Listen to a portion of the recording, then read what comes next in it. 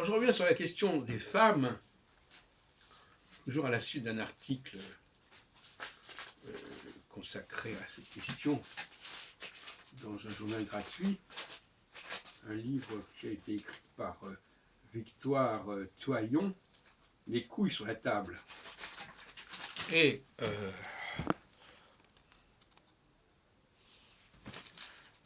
ça m'intéresse toujours d'entendre ce genre de propos sur le fait que les femmes sont ceci, sont cela, ou n'ont pas pu être ceci, n'ont pas pu être cela.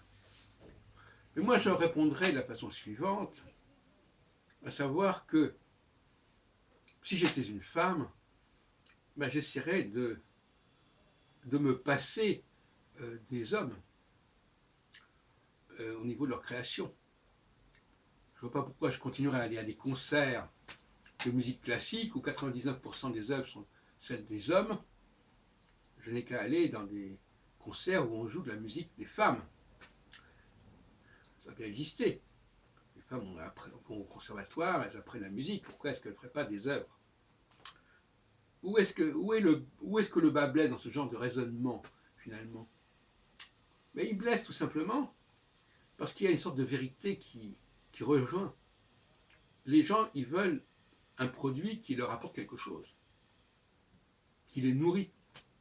Et malheureusement, le produit qui vient de la femme, au niveau de la création artistique ou de la création intellectuelle, n'est pas nourrissant.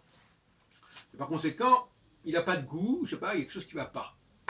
Et donc finalement, elles ont beau dire ce qu'elles veulent, ce qu'elles disent, mais en réalité, elles savent très bien en leur fort intérieur que ce serait une grave punition de les condamner à ne vivre qu'avec des produits féminins et de ne plus lire de littérature qui soit l'œuvre d'hommes, ne plus écouter de musique qui soit l'œuvre d'hommes, ne plus voir des peintures qui soient l'œuvre d'hommes.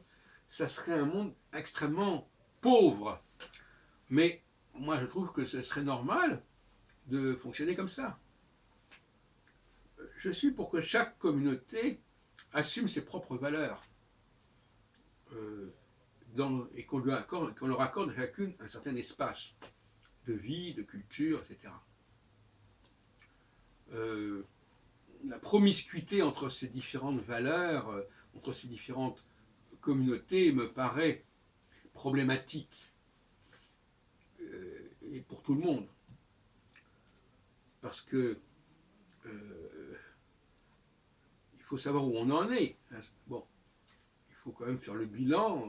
Tel groupe qui a l'impression qu'on n'a pas laissé s'épanouir, eh ben, il faut qu'il prenne des mesures pour s'épanouir. Et ce n'est pas en continuant à dépendre des valeurs d'un autre groupe que ça va s'arranger. Alors donc, de deux choses l'une, ou bien on reconnaît que les valeurs du groupe en question sont puissantes, sont nourrissantes, sont tonifiantes, et qu'on ne peut pas s'en passer, à ce moment-là, on arrête de faire des polémiques inutiles, ou bien alors, on décide de s'en passer, et on essaie de fonctionner avec les moyens du bord. C'est tout le problème de l'endettement. Si je ne veux pas être débiteur par rapport à un groupe donné, il ne faut pas que je consomme les produits qui viennent de ce groupe. Ça paraît évident.